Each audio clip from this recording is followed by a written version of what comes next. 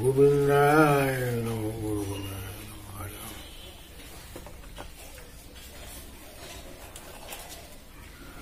আমি এতিয়া সকলো ভকত বৃন্দ আইসকল গুৰুবৃন্দ সবাৰো চৰণৰ সেৱা জনাই আমি ভাগৱতৰ শ্লোকটি গাব বিচাৰিছো। গোৱা আগতে সবাৰো চৰণৰ সেৱা জনাইছো যেন আপোনালোকৰ কৃপা দৃষ্টি এই অধমলৈ থাকে। প্ৰথম দ্বিতীয় কন্দে চৰণ দুতয় তৃতীয় চতুৰ্থে জাৰ হুৱে গোদয় অনাভি দেখে পঞ্চমে ষষ্ঠে বৈষ্ঠস্থল সপ্তমে অষ্টমে কৰ কমল যুগল এৰাম কণ্ঠ দেখে নৱমদ সমে জাৰ তুন্দ্ৰ একাদশে ললাট দ্বাদশে ভৈলা মুণ্ড হেন ভাগৱত মূৰুতি মনোহৰ তমালস দিশ বৰ্ণ শ্যাম কলে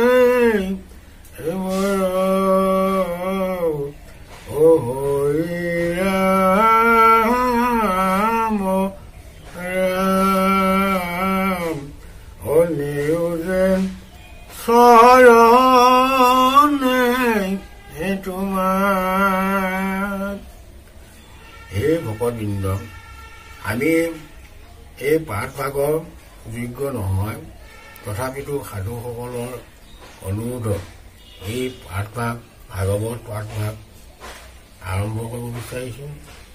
তাৰ বাবে সকলো ওচৰতে ক্ষমা বিচাৰি ভুল ভ্ৰান্তিবিলাক আপোনালোকে যেন ক্ষমা কৰে তাই প্ৰাৰ্থনা কৰি ভাগৱতৰ এই দশমী স্কন্ধৰ ৰাসলীলা পাঠ কৰিব বিচাৰিছো।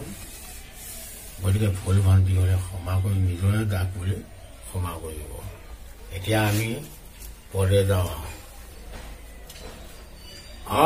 জয় জয় জয় জগন্নাথ জগতৰ আদি মূল গোপ ৰূপ ধৰি হৰি কাৰিলা গকুল বৃন্দাবনে আনন্দে কৰিয়া ৰাস কিয়া গুচাইলা গোবিন্দে গোপী কাৰ কাম পিয়া শুনি হুক বুদ্ধ জনম সাম্ভলি কাম জয় নামে এইটো কেশৱৰ কেলি মূৰ্খ যেবে ভাবিবা ভাব কৰিয়া নিজান কৃষ্ণ কথা মৃত কৰা কৰ্ণ ভৰি পান কৈছে। গুৰুজনে আমাক জানিব কৈছে যে ভগৱন্ত পৰম পুৰুষৰ আদিমূল। ভগৱন্তই হৈছে সকলো জীৱৰ আদিমূল আৰু তেওঁ গোপৰূপ ধৰি হৰি তাৰিলা গকুল। এই গোপৰূপো ধৰিছিলে তেওঁ যেতিয়া ব্ৰহ্মাই ভগৱন্তৰ গৰুবিলাক দাই গামৰিয়ে লৈ গল, তেতিয়া তেওঁ কি কৈছিলে, ব্ৰহ্মাই নজনাকৈ যিমানখিনি মানে লৈ গৈছিলে গৰু গাই গামৰি, সেইখিনি তেওঁ নিজে সৃষ্টি কৰি লৈছিলে। আৰু কি কৰিলে, গুচাইলা গোবিন্দে গোপী কাৰ কাম পিয়া। এই বৃন্দাবনত যেতিয়া প্ৰভুৰ ৰাসলীলা কৰিছিল, এই ৰাসলীলা কৰোঁতে গোপীসকলৰ যিটো কামনা ভাৱনা আছিলে কাম, সেই কামটোক তেওঁ নাইকিয়া কৰি দিলে। শুনিওক বুদ্ধজন জন্ম সাফলি কাম জয় নামে এইটো কেশৱৰ, এইটো হল কাম জয়। সেই সাধুসকল এতিয়া আমাৰ যিখিনি কথা কৈছে প্ৰভুৱে কাক কোনে কৈ আছে শোকে পৰীক্ষিত আগত এই কথাখিনি কৈ আছে কি কৈছে শুনিব বুদ্ধজন জনম সাফলি কামজয় নামৰটো কেশৱৰ কেলি গোপীসকলক কাম জয় কৰিবৰ কাৰণে তেওঁ সেই বনলৈ গৈছিলে মূৰ্খ যে পাইবা পাঠ কৰিয়া নিজান কৃষ্ণক অমিত কৰা কৰ্ণ ভৰিবান এই ৰাতিটা কথাখিনিহত আমি যদি খুব কৰ্ণ ভৰি শুনো তেনেহলে আমাৰ জন্ম সাফল হ'ব আৰু আমি শেষত প্ৰভুতে পায়সত হিচাপে থাকিবলৈ পাৰিম যদি আমাৰ সেই আগ্ৰহটো আহে এই কথাটো সাধুসকলক গুৰুসকলক ভকতসকলক আইসকলক সকলোকে কি কৈছে আমাৰ গুৰু শংকৰদেৱে সকলোকে মানে কি কৈছে অনুৰোধ কৰিছে শৰদ কালৰ ৰাজে বিতুপন বহুবিধ পুষ্পে বিকশিত বৃন্দাবন এই শৰৎকালৰ ৰাতি যেতিয়া ভগৱন্তই ৰাতিটা কৰিছিল তাত ফলে জাতিষ্কা সেই বৃন্দাবন যিটো আমি নেকি বাস্তৱত কল্পনাও কৰিব নোৱাৰো দেখি যুগ মায়া বলে হৰিয়ে তৰিত ৰাসকিয়া কৰিতে কৃষ্ণৰ ভয় লাচিত তেওঁ যুগমায়া বলে হৰিয়ে তাতে কি কৰিলে এখন বৃন্দাবন বনালে সেই বৃন্দাবনত গোপীসকলৰ লগত ৰাস ক্ৰিয়াত মগ্ন হল আৰু তেওঁলোকক কৃষ্ণ ভৰিলচিত এই ভাৱটো তেওঁ অহাৰ লগে লগে গোপীসকলৰ মনোকামনা পূৰ্ণ কৰিবৰ কাৰণে তেওঁ ৰাস ক্ৰীড়া কৰিছিলে ভৈলন্ত উদিত চন্দ্ৰ পূৰ্ব দিশ ভণ্ডে কামাতুৰ ইষ্টি যেন সন্তাপ মাজন্তে এতিয়া সেই সময়তে পূৰ্ণ চন্দ্ৰ উদয় হৈছে আৰু কামাতুৰ স্ত্ৰীবিলাকে মানে কি কৈছে সন্তাপ আহিছে এনেকৈ ভগৱন্তক লাভ কৰিম অখণ্ড মণ্ডল চন্দ্ৰ দেখিলন্ত হৰি কুংকুমে অৰুণ লক্ষ্মী মুখ পদ্ম যিটো খণ্ড নহয় হয় অখণ্ড বস্তু চন্দ্ৰ দেখিলন্ত হৰি সকলোতে প্ৰভুক মানে কি কৈছে চন্দ্ৰৰ জেউতিত সকলোৱে কি পাইছে দেখা পাইছে আৰু কি হৈছে কুংকুমে অৰুণ লক্ষ্মী মুখ পদ্ম হৰি লক্ষীৰ নিচিনা মুখখন দেখিলে ফুলৰে অৰুণ লক্ষ্মী বিৰাজ কৰি আছে বনকো দেখিলা চন্দ্ৰ ৰশ্মিয়ে ৰঞ্জিত খুচৰ মধুৰ কৰি হৰি গাইলা গীত এই গোপীসকলক আনন্দ দিবৰ কাৰণে হৃদয়ত তেওঁলোকক আনন্দ কৰাবৰ কাৰণে সুমধুৰ গীত হৰিয়ে আৰম্ভ কৰিছিল পুৰীয়া পঞ্চম নাদ বহাইলা মদন শুনি কামে বিমোহিত ভৈল গোপীগণ প্ৰভুৰ সেই গীতৰ বাণী যেতিয়া শুনিলে তেতিয়া কৈছে সকলোৱে মন প্ৰাণ কি কৰিলে গোপীসকলক হৰণ কৰিলে চিত্তত ধৰিলা কৃষ্ণে এৰি কৰ্ম আন মধুমূৰ্তিক মাত্ৰ মনে কৰে ধ্যান কৃষ্ণক দেখিতে উত্ৰাকুল হৈয়া বৰুণ ধনী নিৰীক্ষণে খবে দিলে কলৱাৰ যেতিয়া প্ৰভুৰ গীতৰ ধ্বনি শুনিলে গোপীসকলে কোনেও ৰৈ থাকিব নোৱাৰিলে লৰালৰি গৈ সকলোৱে সেই ঠাইত উপস্থিত হৈ গল কৰ্ণৰ কুণ্ডল ৰূপে জাহান্তে পথত চাবৰীয়া আৰু হুইয়া লৰে মনৰ জুনু জাল আৰু গোপীগণ লগ লাগি যাই চলে সু অলকিতে সতীয়া সবক শংকায়ে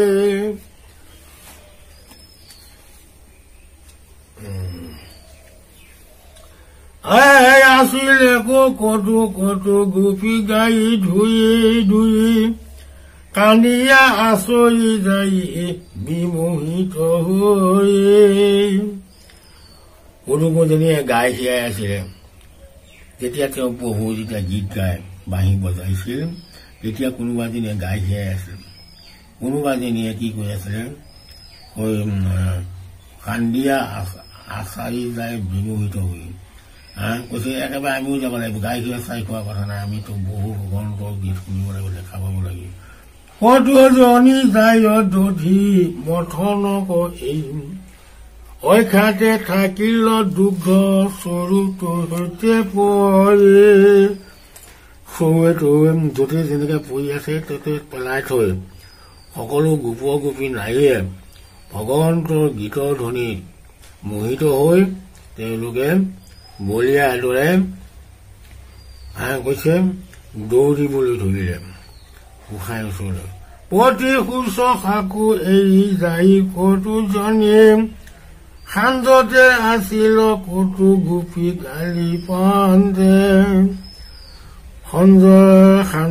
সাঞ্জয়ে আছিল কতো গোপী গালি পন্দে আধা ভুঞ্জা হুইয়া কতো যাই লৰন্তে এতিয়া এইটোকে কৈছে যে কোনোবাজনী গোপীয়ে গাই খীয়াই আছিল যদিও সেয়া এৰিলে কোনোবাজনীয়ে যদি কিবা বেলেগ ধৰক স্বামী শুশ্ৰূষা কৰি আছিল বা কোনো ল'ৰা ছোৱালীকে কিবা আহাৰ খুৱাই আছিল কোনোবা যদি ঘৰকে লেপি আছিলে এই সকলোবিলাক ত্যাগ কৰি আমাৰ তেওঁলোকে কি কৰিলে ল'ৰা ধপৰাকৈ কৈছে দৌৰ মাৰিছে কঠি ঘকে গাত অখিল অঞ্জন স্বামীক আনিয়া মন পৰিছে ব্যঞ্জন কোনোজনীয়ে আকৌ স্বামীক শুশ্ৰূষা কৰিবৰ কাৰণে প্ৰসাদ দি ব্যঞ্জন দি কৈছে যাবই লাগে মই মোৰ দেৰি হ'ল হুয়া বিমোহিত চিত আছি আতি কৃষ্ণ গীত দিলে কলবৰ পেলাই তলিয়া সহিত আৰু কিছুমানে কি কৈছে হুয়া বিমোহিত চিত অতি কৃষ্ণ গীত দিলে কলবৰ পেলাই তলিয়া সহিত তেওঁলোকে কি কৈ আছিল বিমোহিত হৈ পেলাই কৃষ্ণ গীতত দৌৰা দৌৰিকে কৈছে আমাৰ দেৰিয়ে হ'ল বোলো আইহঁত গ'লে নহয় আমাক এই তই সকলোৱে এনেকৈ মানে ভাৱবিলাক উদয় হৈছে যেন কৰ্ম ধৰ্ম ভকত সকলে কৃষ্ণৰ কীৰ্তন শুনি চিত্ত উঠাওলে যেনেকৈ ভকতসকলে কৃষ্ণ কীৰ্তন শুনি ভাল পায় আন কৰ্ম আন ধৰ্মবিলাক ভকতে এৰি কেৱল কৃষ্ণ গীতকে ভাল পায় সেইটোৱে হ'ল স্বধৰ্ম কৃষ্ণৰ বাহিৰে আমাৰ আৰু বেলেগ এটা বস্তু নাই যিসকলে জানিলে সেইসকলে হ'ল কি কৈছে সম যিসকলে প্ৰভু ভগৱন্তক যে সেৱা কৰিব লাগে প্ৰভু ভগৱন্তক চিন্তন কৰিব লাগে এই কথা যিসকলৰ ভাৱ উদয় হৈছে সেই ভাৱটোকে কৈছে সম আৰু দম যিসকলে কৰি আছে প্ৰভু কাম একান্ত মানে সেইটোকে কৈছে দম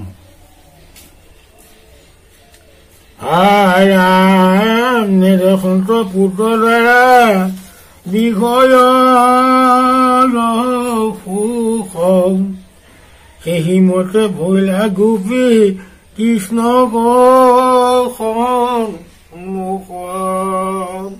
গোপীসকলৰ এনেকুৱা এটা ভাৱ আহি গ'ল এই বিষয় সুখ পুত্ৰ দ্বাৰা ধন এইবিলাক কথাত তেওঁলোকৰ মতিটো একেবাৰে বৈৰাগ আহি গ'ল এই বৈৰাগ আহি যোৱাৰ কাৰণে তেওঁলোকে কি কৈছে প্ৰভু ভগৱন্তৰ বাহিৰে কৈছে আনৰ ধন নলাগৈ নামৰ ধনৰ বিনা এই যে নাম ধনটো বাহিৰে ভকতসকলক যেনেকে একো নালাগে তদ্ৰূপ গোপীসকলকো সেই ক্ৰিয়াই কাম কৰিছে কৃষ্ণে হৰিলন্ত চিত্ৰ হৰাইল চেতন পিন্ধয় পাৱতনীয়ে ৰথৰ কংকনা মুণ্ডত মেখেলা বান্ধে বলায়ক গলে হে পিন্ধি পাৱে গল পাতা কত গোপী ছোৱালে। এতিয়া কথা হ'ল ভগৱন্তৰ প্ৰেমত যেতিয়া পৰি গ'ল প্ৰকৃতিসকলৰ যিবিলাক অলংকাৰ সেই অলংকাৰবিলাক তেওঁলোকে ক'ত কোনটো পিন্ধিব লাগে অলতা হৈছে। যদি কাণত পিন্ধা বস্তু ক'ৰবাত চুলিত মাৰিছে, চুলিত মৰা বস্তু ক'ৰবাত বেলেগত মাৰিছে, হাতত মাৰিছে, মেখেলা পিন্ধিব লাগে মেখেলা ক'ৰবাত পিন্ধিছে, চাদৰকে দিছে, এনেকুৱা মানে ওলট পালট। তাৰমানে তাত মনটো তেওঁলোকৰ নাই। তেওঁলোকক কেৱল প্ৰভু ভগৱন্তক কেনেকে পাম এইটো ভাৱে তেওঁলোকক কিয়া কৰি আছে। খোৱা বোৱা পিন্ধা উৰা সকলোকে কি কৈছে তেওঁলোকক বহিলা গাইছে। সেইকাৰণে কৈছে সেই গোপীসকলে বৃন্দাবনৰ বৰ্জ গোপীসকলে যিটো ভক্তি কৰিলে ব্ৰহ্মা হৰেও সেই ৰূপে ভকতি কৰিব পৰা নাই আৰু সেইটো সাক্ষাৎকাৰ হ'ব পৰা নাই।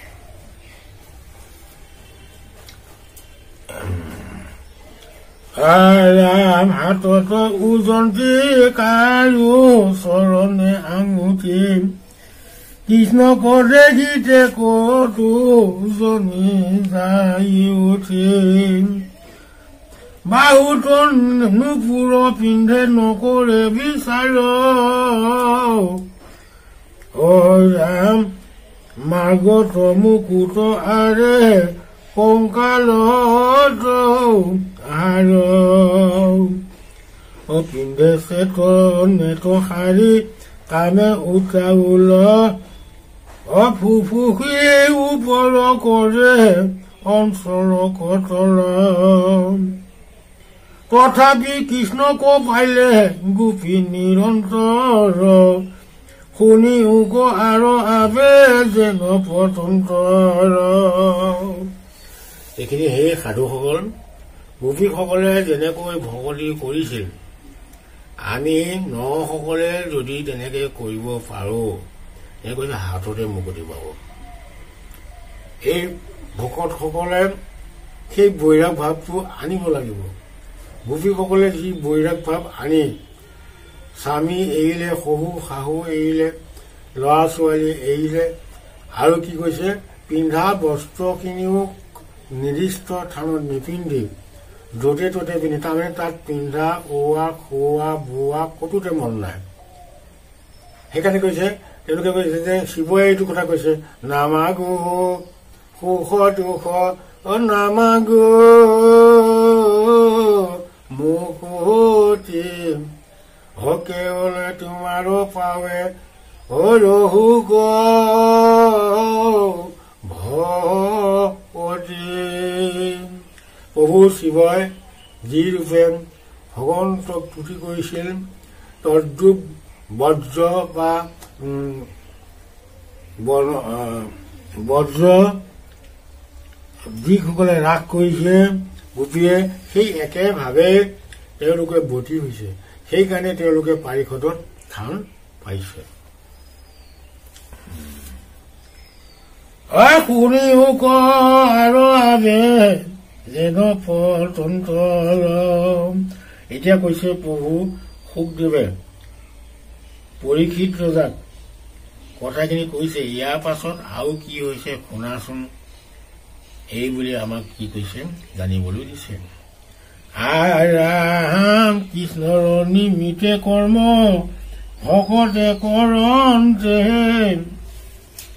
যদি চিদ্ধ পৰে মনে কৃষ্ণক স্মৰণতে তথাপি সাফল কিঞ্চিতে কনুহিবে খাম সেই মতে ভুল হব অগোপিকাৰ কথা।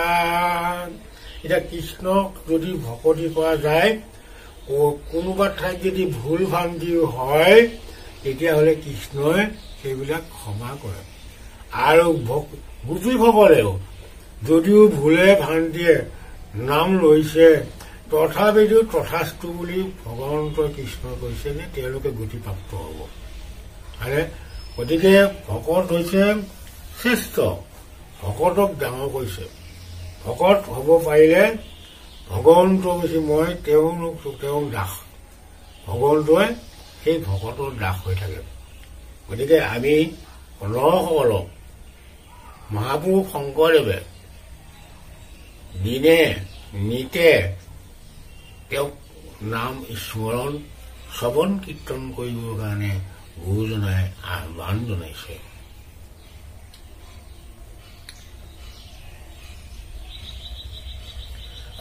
ৰাম সেই মতে ভৈলে সবে গোপীয়ে কাৰ কথা ঘৰ বাৰী এৰিয়াল হুৱে মূল ৰাম নুশুনয়ো কেহু শাহু শহুৰৰ ভুল কৈছে শহু শাহু স্বামী কোনে যোনিয়ে বাধা নকৰক, বাধাটো নেওচি তেওঁলোকে কি কৈছিলে কৃষ্ণৰ দৰ্শনৰ কাৰণে কৈছিলে। সেইকাৰণে আজিকালি ভকতসকলে যদি আপোনাৰ জগন্নাথত গৈছে তাতো কি কৰিছে ভকতক কি কৰিছে প্ৰহাৰ কৰে। কাৰণ প্ৰহাৰ বা লাঠি কোব খাই হলেও ভগৱন্তক লাভ কৰিবৰ কাৰণে দেখিবলৈ যোৱাটো বেছি মহত্ব আছে। সেইকাৰণে জগন্নাথত ভকতসকলক কি কৰে লাঠিৰে বেতৰে কোব দিয়ে।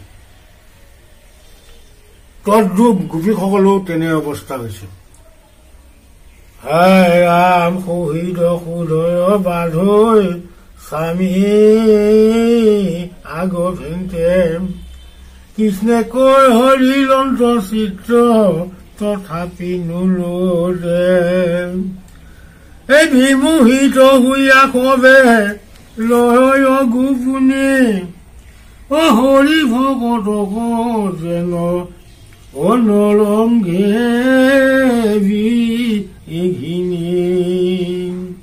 এতিয়া কৈছে তেওঁলোকে যেনেকে গৈছে বাটটো চমু লাগে, হাবি জংঘল কথা নাই, এনেকুৱা মানে দৌৰত গৈছে প্ৰভুক চাবৰ কাৰণে। এওঁলোকক কৈছে হৰিয়ে কোনো বিমংগল কৰা নাই। আপদকো নগনি হৰিত কৰে সেই মতে ভৈল গোপী সমস্ত গতি কৈছে আপদ বিপদ সুখ।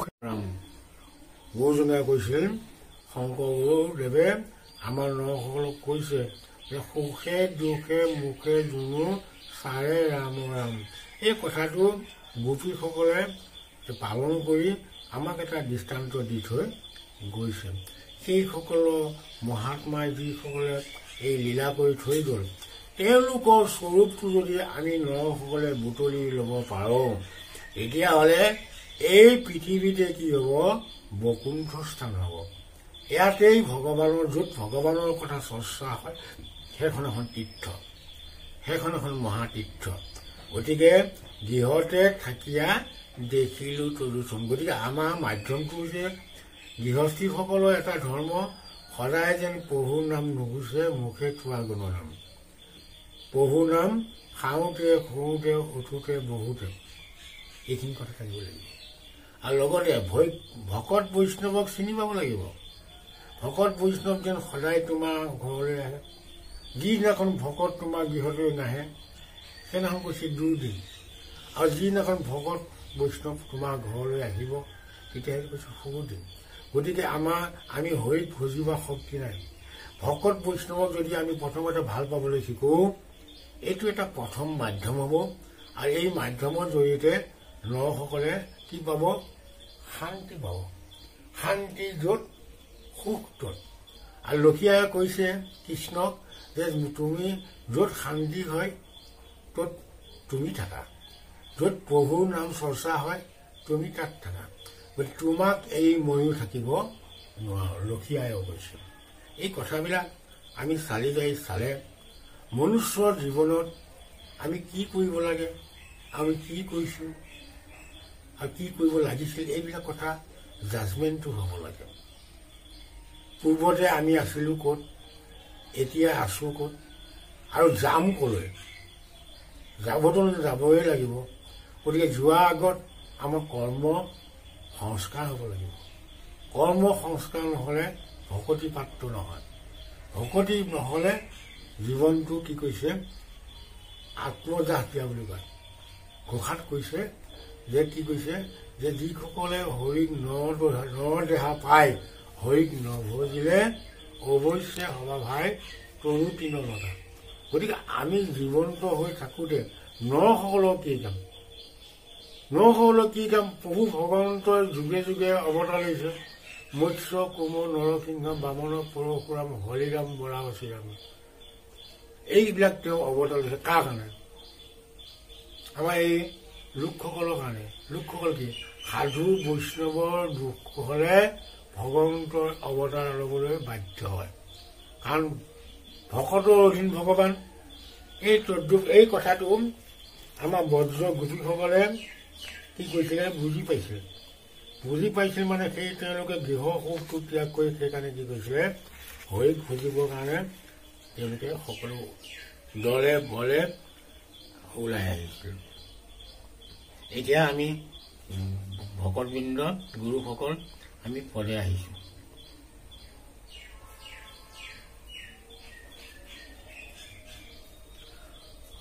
সুহৃদ সুদৰ বান্ধৈ স্বামী আগভেন্তে কৃষ্ণে হৰিৰ অন্তচিত্ৰ তথাপি নুলদে। কৈছে বাধা দিলেও উপায় নাই, যামে মাছ দি গৌ। এনেকে যেতিয়া গোপীসকলে ক'লে, তেওঁলোকে মানে পুৰুষসকলে বাদ দিবলৈ বাধ্য হ'ল। আৰু যিসকলে যাব নোৱাৰিলে, বান্ধি থলে, তেওঁলোকেও হৰিক সোমৰি গতি পাব। বাজ হুইবে কটু গোপী নপাইল গৃহৰে, ৰাখিলা দুৱাৰ বান্ধি স্বামী যে দেৱৰে। কৰিবে নপাইল মনোৰথক সংসাংগ, কৃষ্ণ ৰবিৰহ বহ্নি দহে সৰ্বংগ। যিসকলে যাব নোৱাৰিলে বান্ধি থলে দুৱাৰত, সেইসকলে প্ৰভুৰ খাব নোপোৱা বেদনাতে মানে কি হৈ আছে, জৰ্জৰিত হৈ আছে মনৰ বেদনাত। কৃষ্ণ কৃষ্ণ আদি মুখে মাত্ৰ বৰে, কতো উঠে বখে কতো পৃথিৱীত পৰে।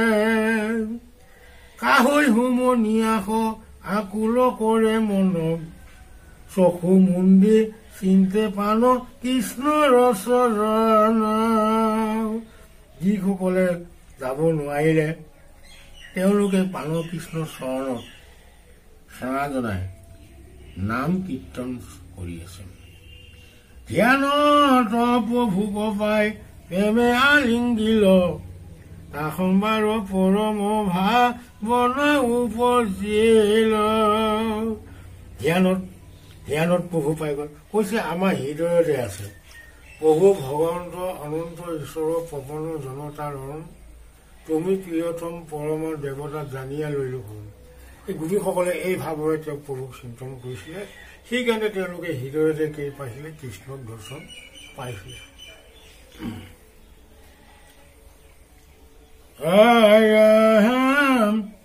কৃষ্ণক চিন্তনতে কৰ্ম বন্দে ভৰিল ক্ষীণ, এৰি তনু তেখনে কৃষ্ণতে গৈ ললিন।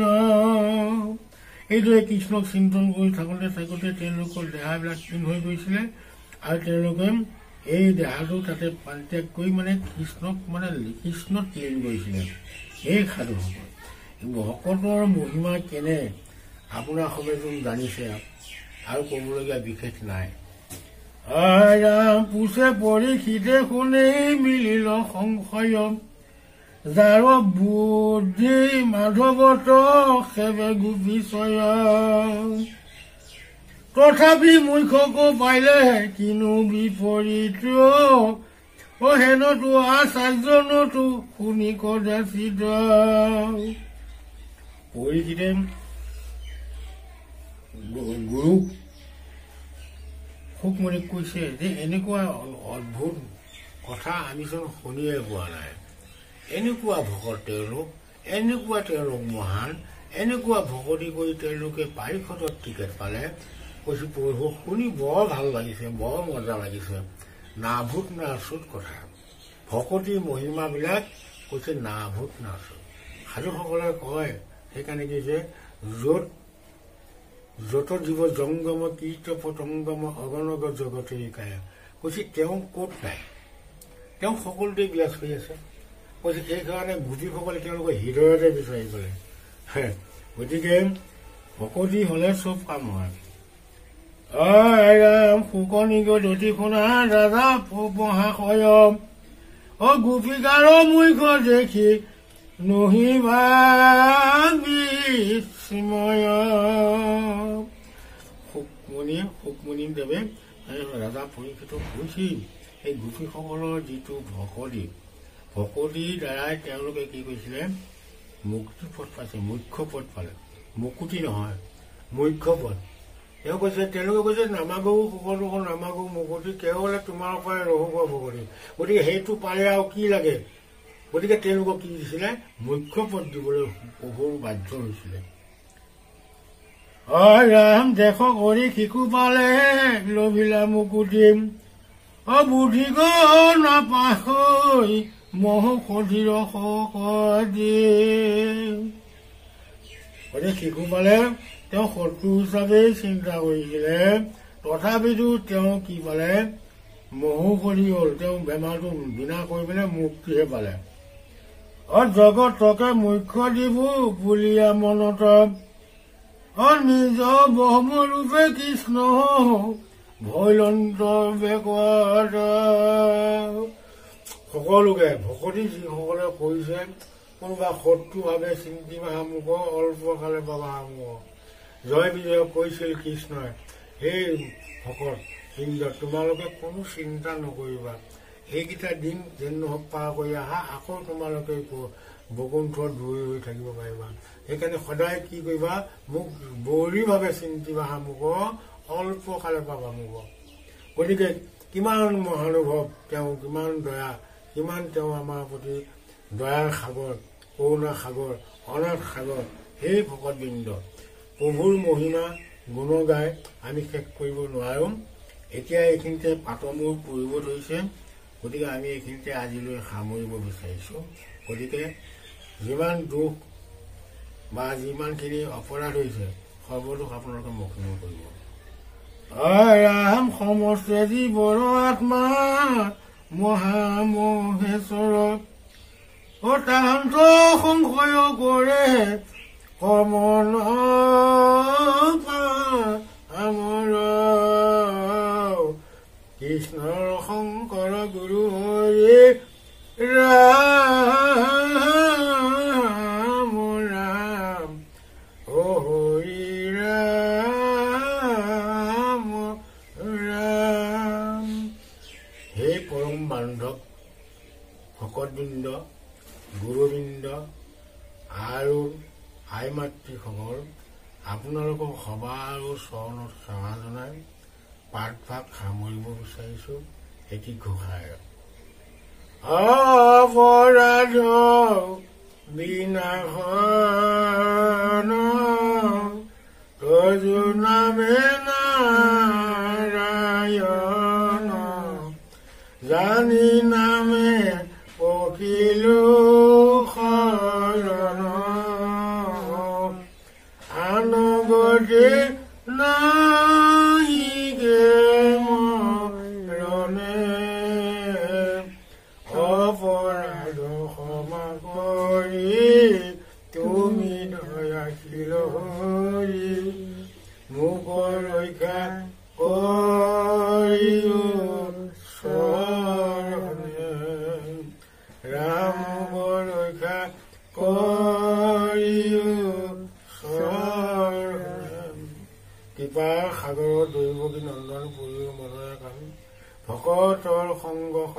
সম্মুখে একবাৰ প্ৰেমানন্দে হৰি ওম হৰি ওম হৰি ওম। বান্ধব কৃষ্ণ গোবিন্দায়।